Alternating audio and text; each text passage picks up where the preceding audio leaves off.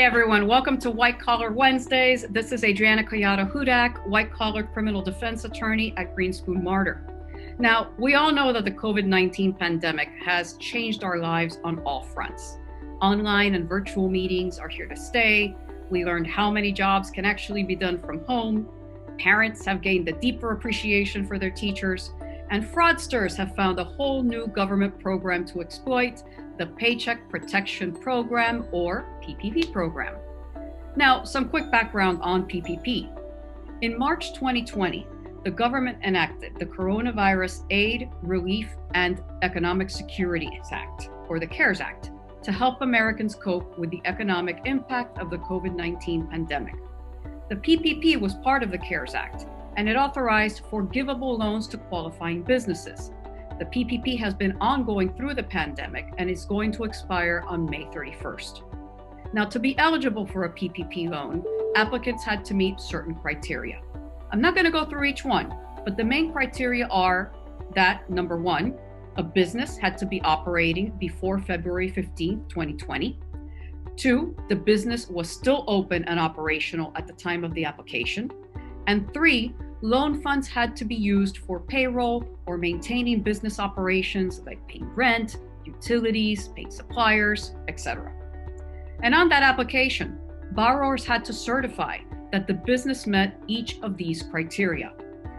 Borrowers also had to provide proof such as payroll records, tax returns, bank statements, corporate documents to support the loan request. Enter the fraud.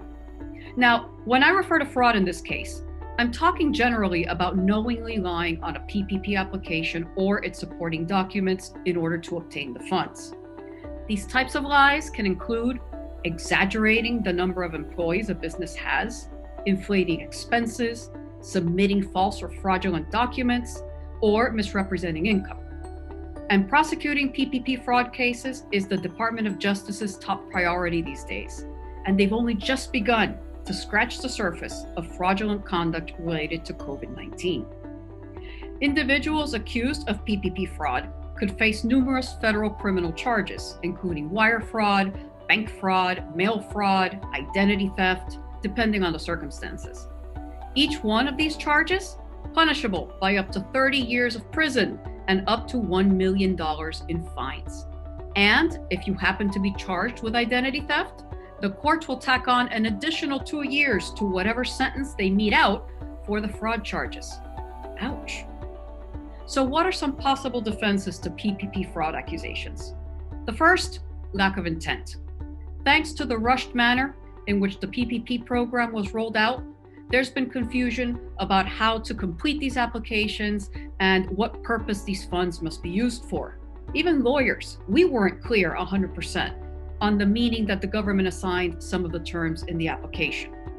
So if you're a person who unknowingly or mistakenly provided incorrect information on a PPP application, you may have a defense of lack of intent to criminal charges. Second, funds were used for a legitimate purpose. PPP funds must be used for business-related purposes, not personal expenses like cars, vacations, jewelry. However, business-related expenses can be subjective, and it's entirely possible that what looks like a personal expense on paper is actually a legitimate business expense. And if the business can prove this, then it may be possible to avoid criminal charges. Third, reliance on professional advice. Some business owners turn to professionals like accountants and lawyers to assist them in competing PPP applications. But if the business owner received advice that later turned out to be false or incorrect, and then filled out a PPP application based on that advice, then the business owner may have a defense that she relied on the bad advice in good faith and should not be held criminally liable. So if you suspect that your business is at risk as to a PPP fraud investigation, or you've been approached by government agents, you really need to consult with a lawyer who specializes in criminal defense ASAP, because your personal and professional future may depend on it. Again, I'm Adriana Collado-Hudak, white-collar criminal defense attorney with Greenspoon Martyr. Don't forget to check out our next episode of White Collar Wednesdays. See you then.